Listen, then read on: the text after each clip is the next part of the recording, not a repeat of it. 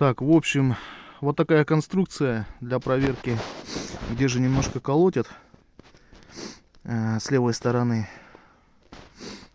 Вот такая конструкция, то есть ломик, чуть-чуть подомкратили колесо, ломик под колесо, и будем немножко ее туда-сюда дрыгать.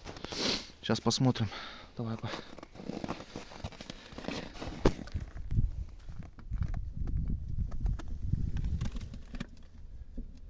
Вот он, этот звук идет от стойки, от штока. Сейчас переместимся сюда.